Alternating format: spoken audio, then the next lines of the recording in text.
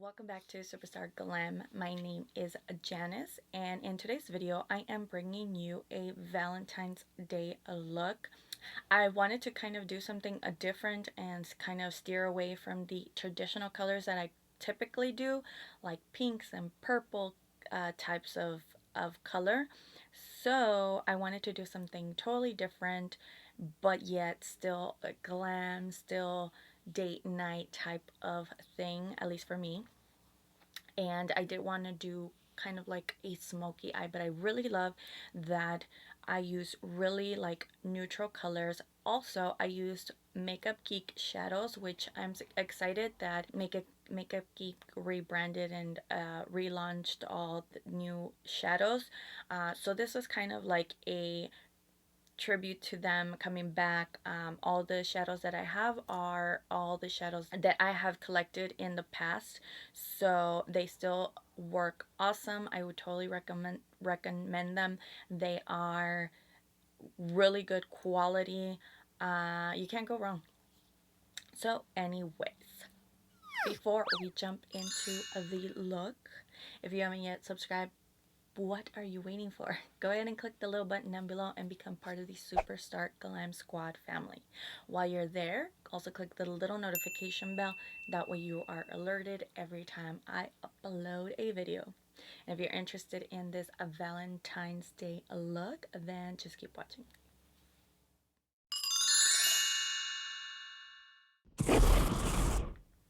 So I'm going to start off with my eyes today. As per usual, I'm going to use the MAC Pro Longwear Paint Pot in a soft ochre. And as always, I still don't know what look I am going to create. So as I was digging into my collection of eyeshadows, I was trying to, I don't know, like find one that perhaps screamed Valentine's Day or, I don't know, girly, feminine. So I typically, for Valentine's Day, I usually go with the traditional like pinks and purples and something along the like Valentine's themed colors. So instead, I decided to pull out. I feel like this is probably a good time since Makeupgeek has relaunched their eyeshadows. I think they brought back a lot of their top popular shadows, as well as incorporated new shadows. So I wanted to pull out the palette that I created with Makeupgeek shadows. These are shadows that I purchased individually, little by little, to add to my collection. This is a palette, Tarte palette. There was just an empty magnetic palette. I did add the Makeupgeek shadows in here, but it does have like a mixture of different brands as well. Like the square ones are Inglot. This big one right here is a Sephora shadow, and I think this one here is a MAC shadow, but for the most part all of them are the Makeupgeek shadows that I collected. So I figured that I would use this palette in order to create a look using only the Makeupgeek shadows. So we'll see. I do have a variety of like neutrals and a little more, like this color right here is one of my favorites. It's razzleberry. It's like this raspberry color, really pretty. But I also have like deep purple shades like this one called Drama Queen. So again, I don't know where this look is heading. Okay, so I'm going to go in with Beaches and Creams, and I am taking the MAC 217 and I'm going to use this to apply to the crease area.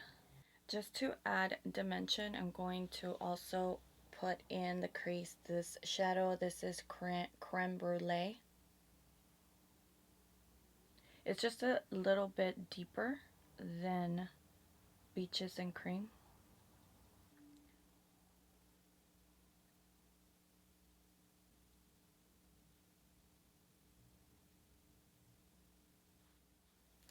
Okay, so since I do want a smoky eye, I think I'm going to do like a halo eye. I'm going to take the shade Corrupt, which is one of those like really pigmented true black shades. You do have to go in pretty careful, or go in a little bit at a time, because it does get pretty intense really fast. And I'm taking the BH Cosmetics fan brush, the number 6, which is really tiny.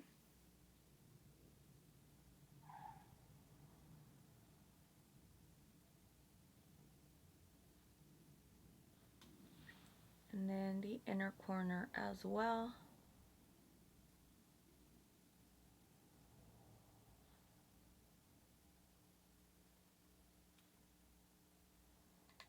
I'm going to go back with the 217 and the shade Beaches and Cream and just go over the edges.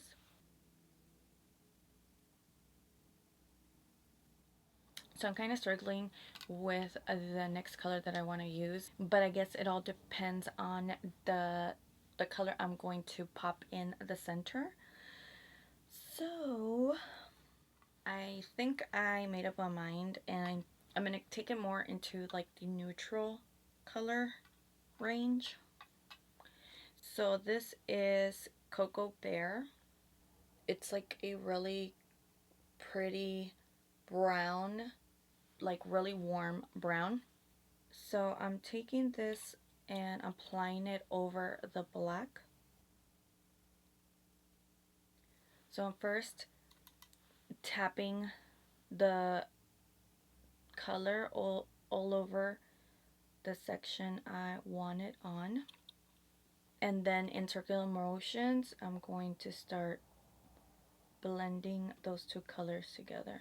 The good thing about using the combo of colors that I'm using, is that technically you don't have to use Makeupgeek shadows. You can pretty much use anything you have in your collection. Most of us have tons of palettes that have neutral and basic colors. And then again, going back into Beaches and Cream, I'm going to go over the edges.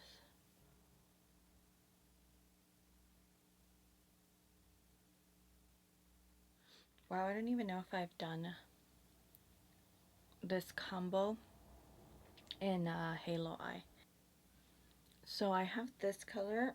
It's called Glamorous, but I don't know how I feel about it in the center. It's like, it's pretty, but I feel like it's not vibrant enough. I think I might do Shimma Shimma. It's really pretty and intense. Let's go for it. The brush I'm using is a flat brush that is super pretty and super pigmented.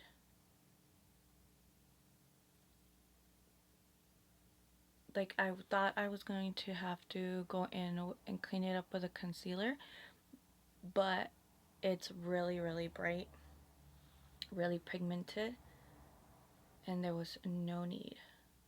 So the way I apply it is, I kind of brush it on, then I start doing patting motions, and then on the edges I do like to, right at the edge, I like to brush down to eliminate any lines, and then go over it and do patting motions.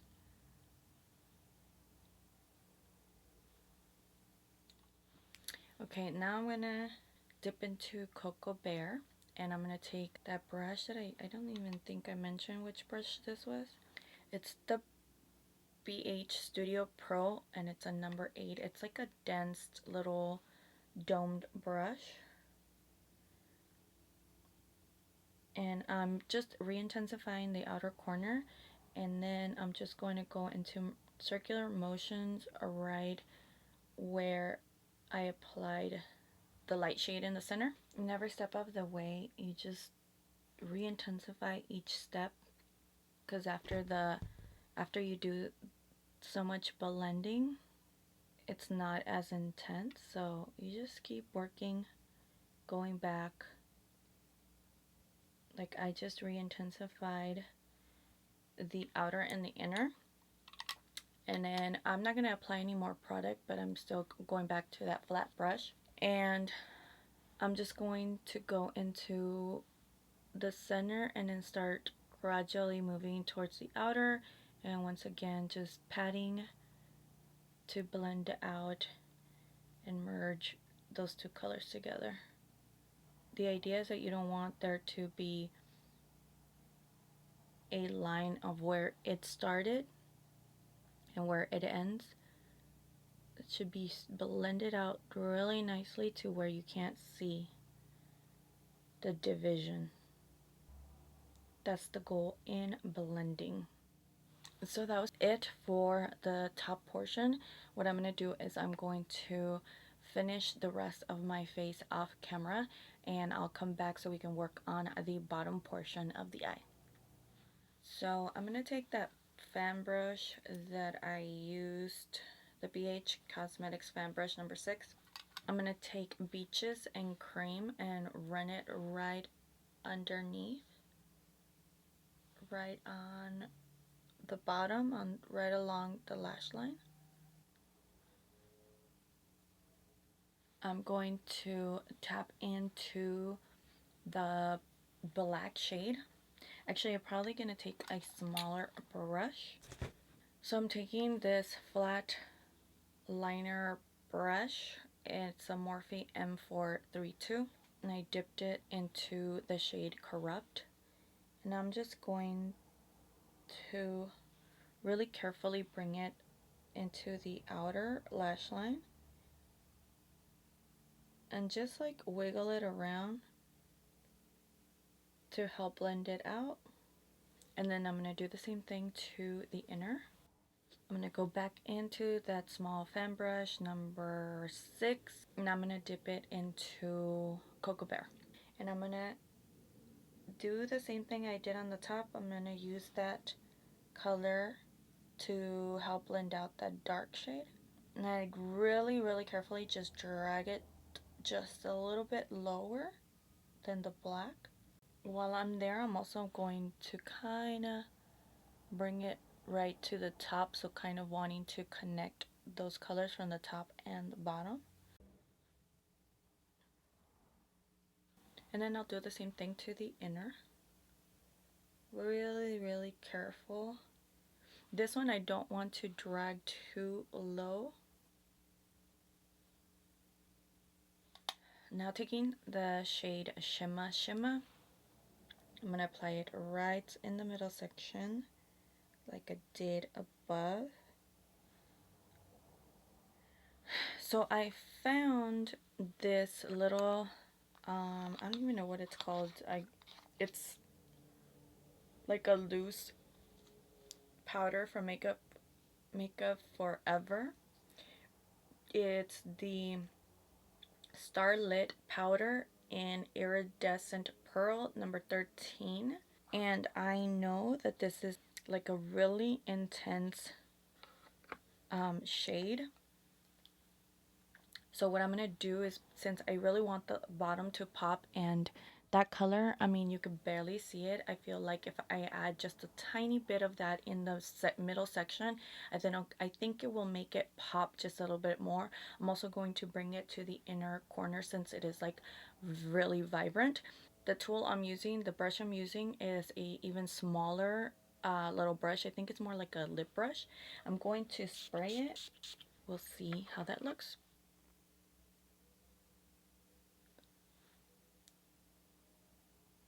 I'm going to wet the brush again and just go over that little section.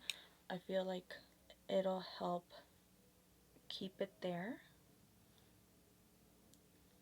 Oh yeah, I feel that was definitely something that was needed. And like I said, I'm going to do the same to the top. Oh yeah, I'm just applying like a little thin section right in the middle just to make it pop a little bit more. Okay, and now I'm gonna pop it into the inner corner.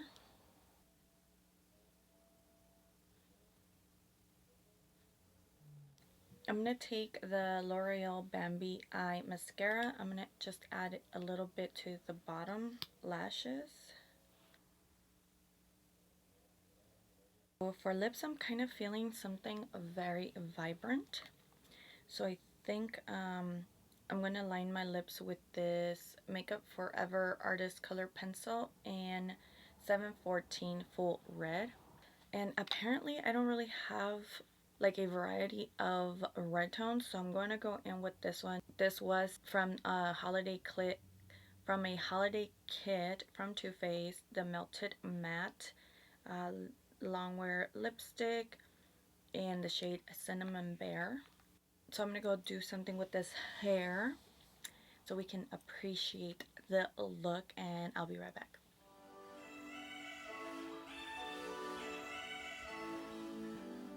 So this is the completed look that I came up with. I really love how it turned out. I love a little like halo eye. I feel like it complements my eyes. It's very neutral, but I feel like it's like such a basic and like simple look, but yet it looks like I really did a lot of work to create this eye look. I mean, that's my opinion. I don't think it's hard at all. I really love how it turned out. I normally do this type of look with like different elaborate colors, but the fact that I use like really neutral earth tones with just that like pop in the center, I really loved how it turned out. I really hope that you have a wonderful Valentine's Day. I feel that for me it has a really big significance, and that is because my first ever tutorial that I put up on YouTube was a Valentine's Day look. It kind of marks a anniversary for me being here on YouTube.